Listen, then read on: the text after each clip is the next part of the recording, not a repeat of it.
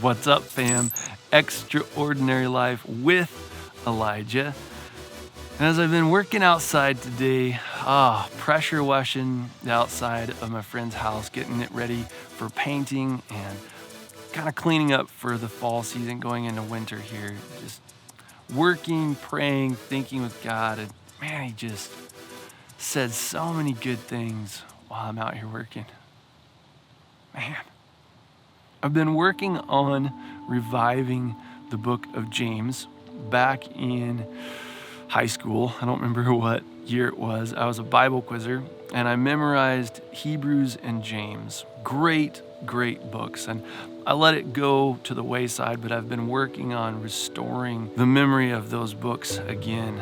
And as I do, I'm able to meditate on the verses for hours on end. I can just run it through my mind, say it over and over. I think it's getting ready to rain.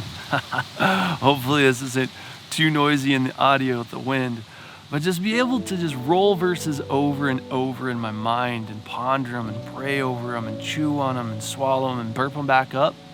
Not sure if that plays or not, but just to be able to spend time, extended time, just meditating on God's word. And the verse in particular is that we should be quick to listen, slow to speak, and slow to become angry. As I've pondered that and mulled over it the last few days, I think one of the key elements of that verse is that we are to have a priority for understanding rather than being understood. Proverbs says that a fool gives full vent to their thoughts. They don't hold anything back, but just spout whatever is coming to their mind, and that they're quick to become angry. But James says that we're to be quick to listen, slow to speak, and slow to become angry.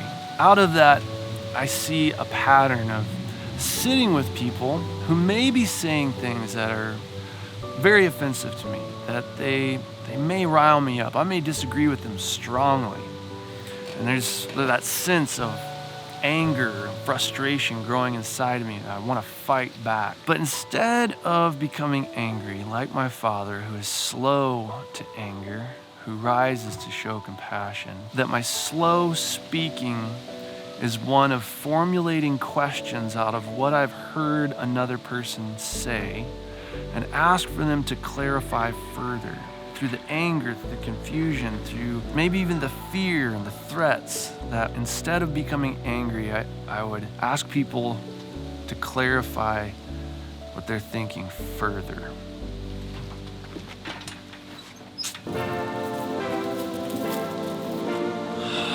I find that I often, rather than listening to people, especially when they have things that I don't agree with or that I don't understand, that rather than sitting with them and saying, man, I wonder if this person has something to say to me that is of value, I jump to the conclusion very quickly that they don't, and that I shouldn't listen to them.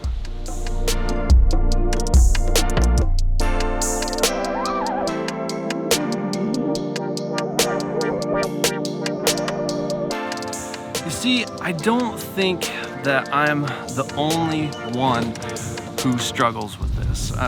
Obviously, we have a lot of people who are being slow to listen, quick to get angry, and quick to speak. If in our conversations we have a priority of leaving that conversation with everybody agreeing, and especially agreeing with my specific point of reference, since I'm the one talking, I'll talk about myself.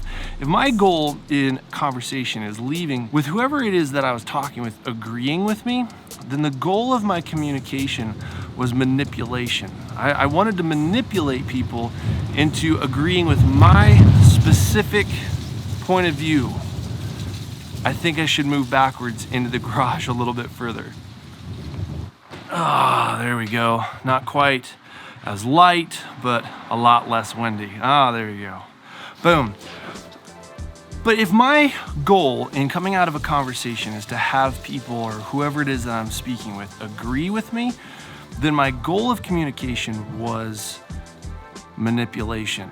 Well, I don't like that about myself.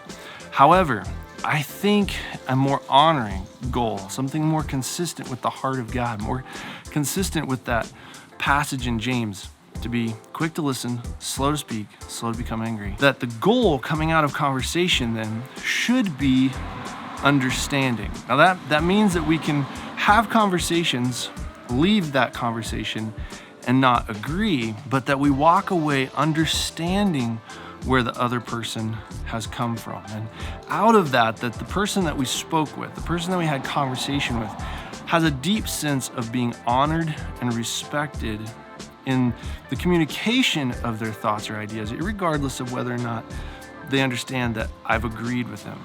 I hope that's making sense. My encouragement to you, especially during this time, is that as you engage in all manner of contexts and conversations, that you would keep in mind, be quick to listen proactively, to draw in what people are saying and then to repeat it back. What I hear you saying is this, is that correct? And if it's not, say, could you please tell me again? And that you would be slow to speak, that you wouldn't air your thoughts all the time, that you would practice wisdom, not be a fool, and that you would be slow to become angry.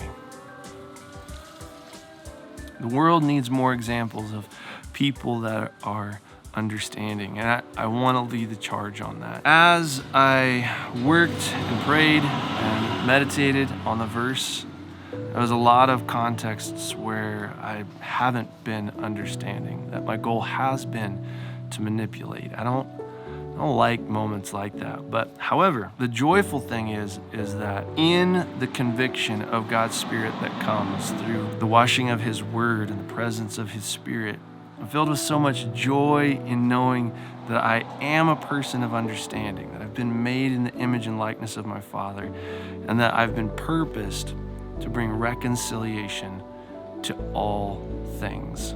If you subscribe to what I'm doing, hit the button, hit it, and then get it. Hit the bell as well so you get notified with the new content. And if you love this video, you didn't just like it, if you understand it, but maybe you don't even agree with it, hit the thumbs down button. I pray blessings on your day. I love you guys lots, and I will see you in the next video.